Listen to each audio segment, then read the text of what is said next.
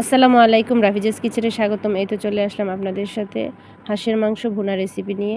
প্রথমে আমি মরিচ নিয়ে নিলাম, শুকনো আস্ত মরিচগুলো, তারপর আদা কুচি, রসুন দিয়ে আমি ব্লেন্ড করে নিলাম। তারপর আমি তেল দিয়ে দিলাম, দিয়ে পেঁয়াজ কুচি দিছি,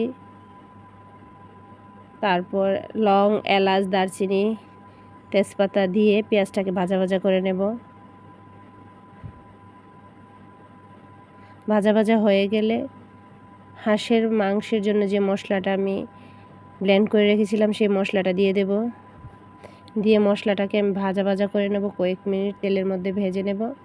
ভাজা হয়ে গেলে তারপর হলুদ গুঁড়া, ধনিয়া গুঁড়া, জিরা গুঁড়া, লবণ স্বাদ মতো দিয়ে মশলাটাকে আমি ভাজা ভাজা করে নেব। যেহেতু আমি মরিচ ব্লেন্ড করে নিয়েছি সেই জন্য আমি আর এক্সট্রা মরিচ দেব না।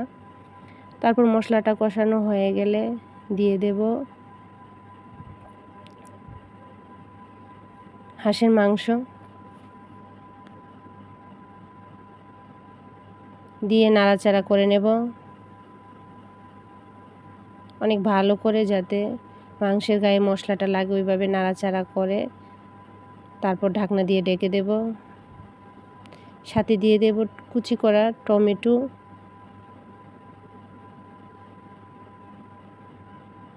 দিয়ে ঢাকনা দিয়ে ঢেকে দেব।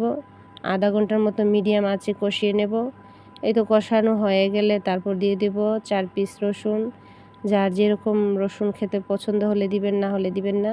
তবে হাঁসের মাংসের মধ্যে রসুন দিয়ে রান্না করলে অনেক ভালো লাগে। তারপর কষানো হয়ে গেলে ফুটন্ত গরম পানি দিয়ে দেব 4 কাপ। যেহেতু হাঁসটা সময় নেই সিদ্ধ হইতে, সেই জন্য একটু ঝোলের পরিমাণটা একটু বেশি দিয়ে দেব, যাতে এক ঝোলে সিদ্ধ প্লাস হালকা রস রস টাইপ থাকে সেজন্য। তারপর সাথে দিয়ে দেব 4 পিস আলু কুচি করে নেব। কুচি বলতে 4 পিস আলু আমি টুকরো করে নিয়েছি, একটু বড় সাইজের আলুগুলো নিয়েছিলাম। তারপর ঢাকনা দিয়ে ঢেকে দেব। 10 থেকে 15 মিনিট পর ঢাকনা উঠিয়ে আবার নাড়াচাড়া করে নেব। যেহেতু আমি ঝোলের পরিমাণটা বেশি দিয়েছিলাম সেই জন্য মাংসটা সিদ্ধ হয়ে গেছে।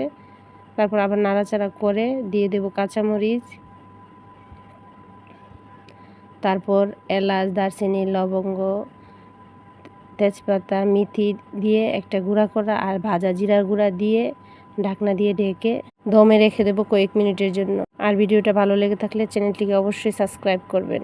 সবাই ভালো থাকবেন, সুস্থ থাকবেন। পরবর্তী ভিডিওতে আবার দেখা হবে। আল্লাহ হাফেজ।